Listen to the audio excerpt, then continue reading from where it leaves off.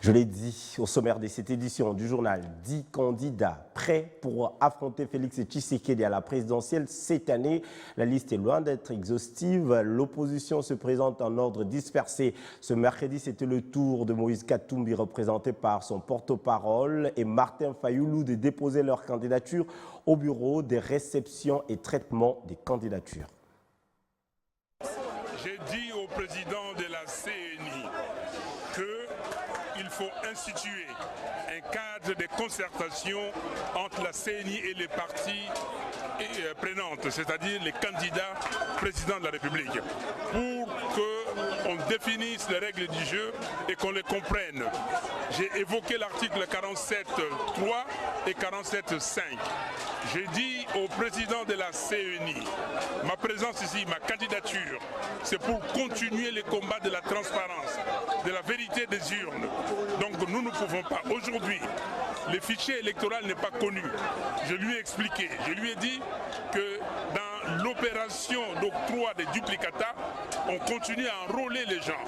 Il m'a demandé de donner les exemples. Je lui ai donné des exemples. Il y a des gens qui sont partis sur 10 personnes. Il y a au moins 6 qui ne retrouvent pas leur nom. On leur fait de nouvelles cartes avec des nouveaux numéros. Il y a des gens qui prennent des duplicata, oui, avec le même numéro. Ceux-là, on trouve leurs données dans la machine, dans les serveurs.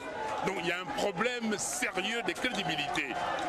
Donc j'ai dit au président de la CENI, il ne peut pas penser que ce processus lui appartient ou appartient à la CENI seulement.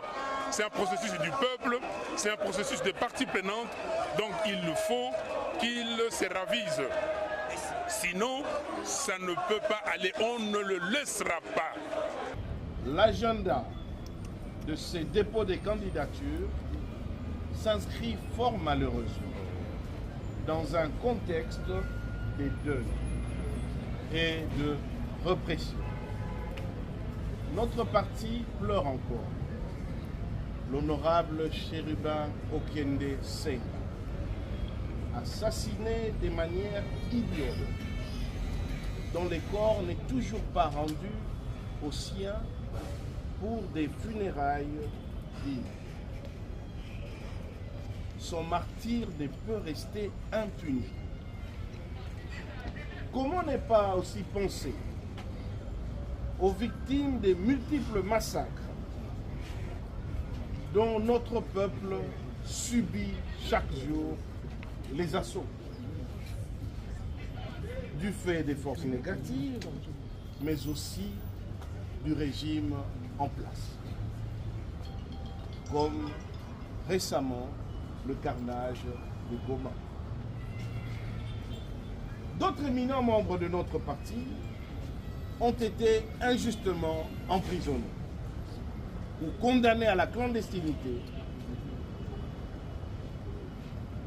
afin de ne pas rendre possible ces dépôts de candidatures.